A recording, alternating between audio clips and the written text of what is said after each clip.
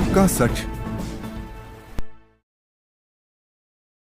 હારીજમાં સરકારી રેસ્ટ હાઉસના બાંધકામમાં માટી મામલે તપાસ શરૂ. સરવાળ ગામના તળાવમાંથી મંજૂરી વિના માટી ઉપાડાઈ હોવાની ફરિયાદ. ખાણ ખનીજ વિભાગે માંગ્યા આધાર પુરાવા. હારીજ રાધનપુર હાઈવે પર આવેલી આઈટીઆઈ કોલેજ સામે નિર્માણાધીન સરકારી રેસ્ટ હાઉસમાં પુરાણ માટે વપરાતી માટી અંગે વિવાદ ઊભો થયો છે. એક અરજદાર દ્વારા ખાણ અને ખનીજ વિભાગમાં કરાયેલી ફરિયાદના આધારે વિભાગની ટીમે સ્થળ પર પહોંચી તપાસ હાથ ધરી હતી. ફરિયાદ મુજબ સરવાળ ગામના તળાવમાંથી ગ્રામ પંચાયતની મંજૂરી વિના માટીનું ખનન કરી તેને સરકારી રેસ્ટ હાઉસના બાંધકામમાં ઉપયોગમાં લેવામાં આવી રહી હોવાની રજૂઆત કરવામાં આવી હતી. આ રજૂઆતના આધારે રોયલ્ટી ઇન્સ્પેક્ટર યોગીરાજસિંહ પરમાર સહિતની ટીમે સ્થળની મુલાકાત લઈ પ્રાથમિક તપાસ શરૂ કરી હતી.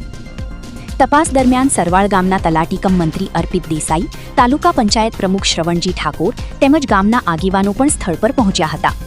ગ્રામ પંચાયત તરફથી માટી ઉપાડવા માટે કોઈ લેખિત કે મૌખિક મંજૂરી આપવામાં આવી નથી તેમ તલાટી કમ મંત્રી અર્પિત દેસાઈએ જણાવ્યું હતું.